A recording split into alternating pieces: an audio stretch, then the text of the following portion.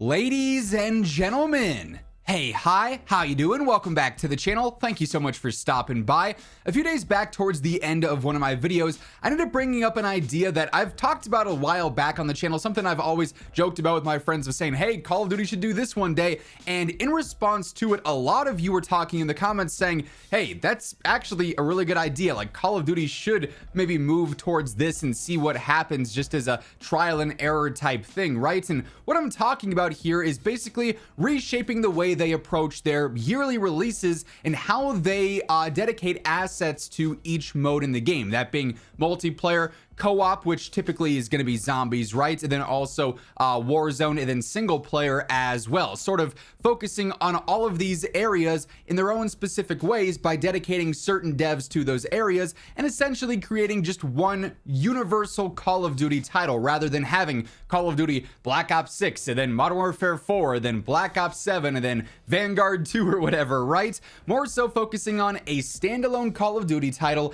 and a standalone Warzone title. And I wanted to detail this a little bit more in depth today, what that could potentially look like, why I think it's got some pros and some cons, then also the Warzone side of things as well. So this is sort of how I laid it out in the video the other day, that it seemed like got a lot of positive reception in the comments. I said basically every dev studio has a specific strength. I mean, some dev studios have made really good solid games, right, dating back to the 2010s, even before that, the golden era of COD, right? COD 4 to BO2 really is oftentimes what's considered that era. Certain studios excel at certain things, but also there's been just well-rounded games across the board. But typically, like by now, we're familiar with what each studio does really well. For instance, when it comes to storytelling and building a narrative and building out a world to tell that story, Infinity Ward does a really good job with that. They've always had very good narratives. That's not to take away from some of the narratives that we had, you know, back in Black Ops 1 and Black Ops 2. The stories and the campaigns there I thought were phenomenal,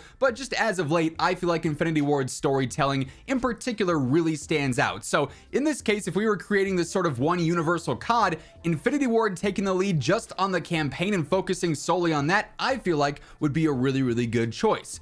Treyarch, while yes, they've made some fantastic campaigns, some of the greatest ever multiplayer experiences, let's be honest, zombies is where Treyarch excels the most. And if you're going to have that sort of third mode in a game in and of itself, zombies being the most popular of those third modes that we've seen in the past between Spec Ops and survival and whatever else, right? Treyarch's zombies has always been the peak third mode, if you will. So Treyarch dedicating their assets and their work to just zombies, again, I think would go over really well. Sledgehammer by far seems to be the most responsive to community feedback and most engaging within the community. And in terms of where that works the most, obviously that's going to be the multiplayer side of things.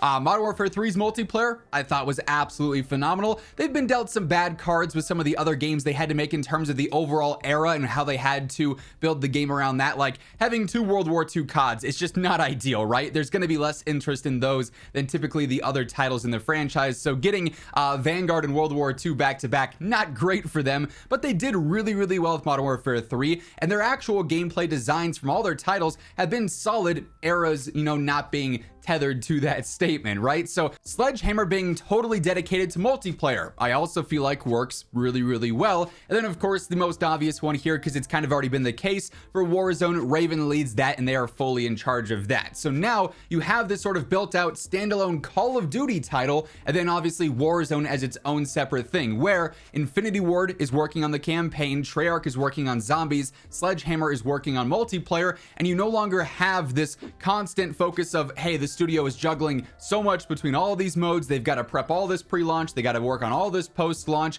It's instead sole studios dedicated to one singular title, just in their specific niches and their specific areas. I feel like this would go over incredibly well and truly bring out the best of each of those modes. You know, we've had situations in the past where, like for instance, Modern Warfare 3, multiplayer was really good, but they didn't have a ton of time to do the other things in the game, so they kind of reskinned DMZ. Had that been different, maybe zombies would have been even more successful. I personally enjoyed the open world zombies, but it's no classic round based. That's, I think, kind of an objective statement. And the campaign really suffered, presumably because of the dev time, even though they worked on it with Infinity Ward.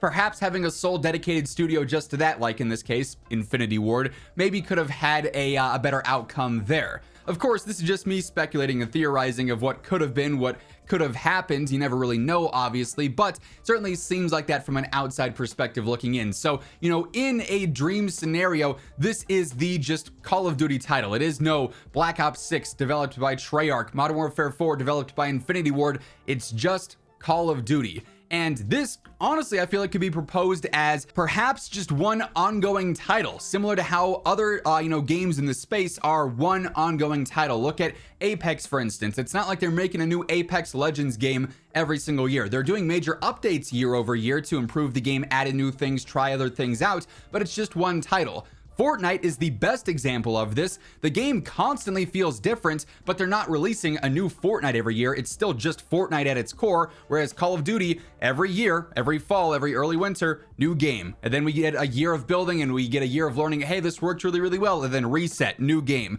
Year of building, year of seeing what works well, reset, new game. And then the studio back from the first cycle is there, and it's like, hey, we learned this 3 years ago.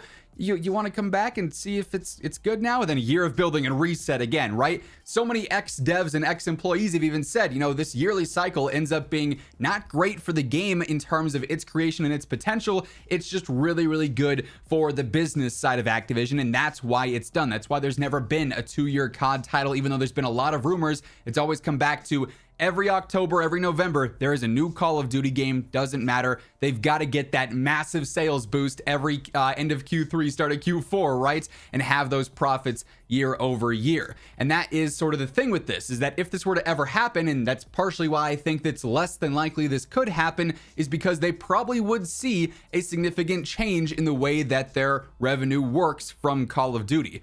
Now, if this were to be, you know, an infinite title, it just launches and then every year they're doing major updates to it, and it just is an ongoing Call of Duty title, then yeah, the second year where typically a new COD will release, maybe there's not that huge jump up in, you know, millions and millions and billions of dollars in sales from a new COD dropping, but perhaps instead of seeing that huge, growth at launch for the first 1, 2, or 3 months and then having a huge player base drop off, a game like this is a lot more enticing to stay on long term because it's consistently getting support. It has more to do in game because everything's been fleshed out more, having dedicated studios in their own specific areas. So instead of seeing that huge player base drop off, you actually see a consistent player base through the spring, the summer, the early fall, or even better, the player base grows and then those profits are sort of made up throughout the entire year rather than just having a huge spike every October or November when that new COD is supposed to drop.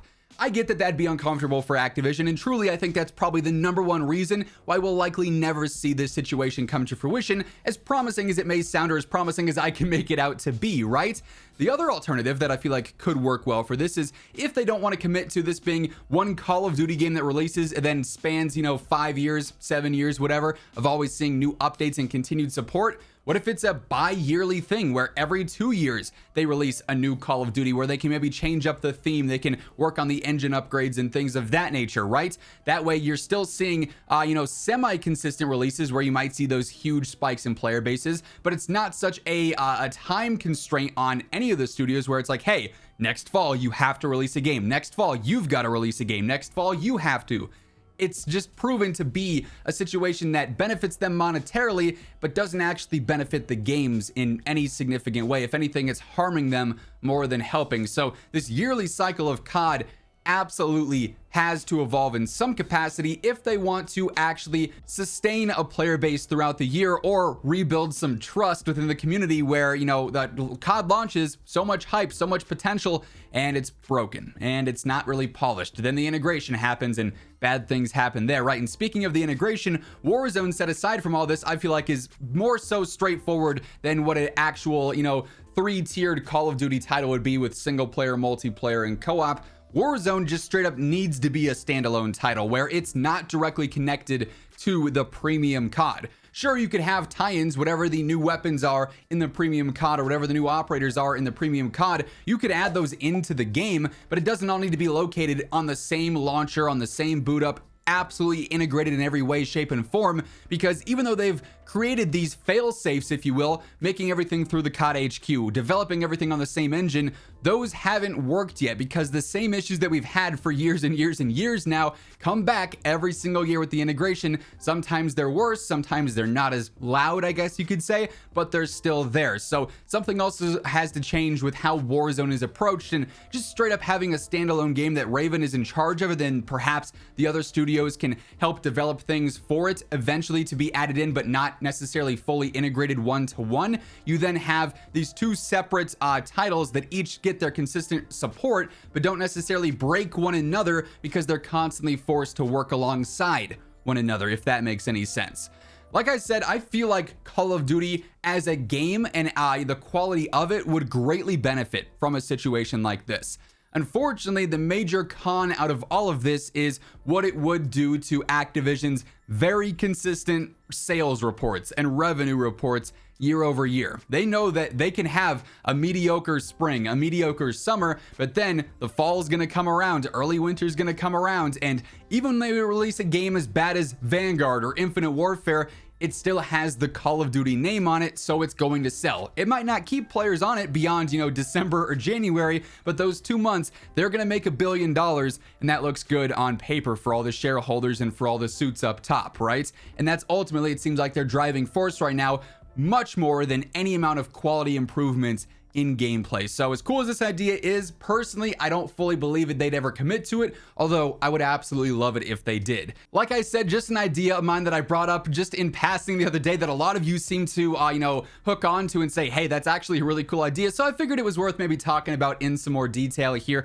I've always talked about this for years now, having eventually maybe that ultimate Call of Duty title where all the studios just work together rather than having this arms race scenario year over year that ultimately just leads to, like I said, a diminished quality in the constant yearly titles. But that all being said, that is going to wrap things up for this one. If you do want to help share this video around, maybe get some more attention on the subject and have this become more of a mainstream topic, a like rating is a great way to help do that. It does really help share the video around and grow the channel. And if you're new to the channel, you want to guarantee that on a daily basis, you're in the know for everything going on in COD, feel free to hit that subscribe button and join us on the road to 1 million. But once again, thank you so much for tuning in. And until next time, take it easy, have an awesome rest of your day, and I'll catch you later.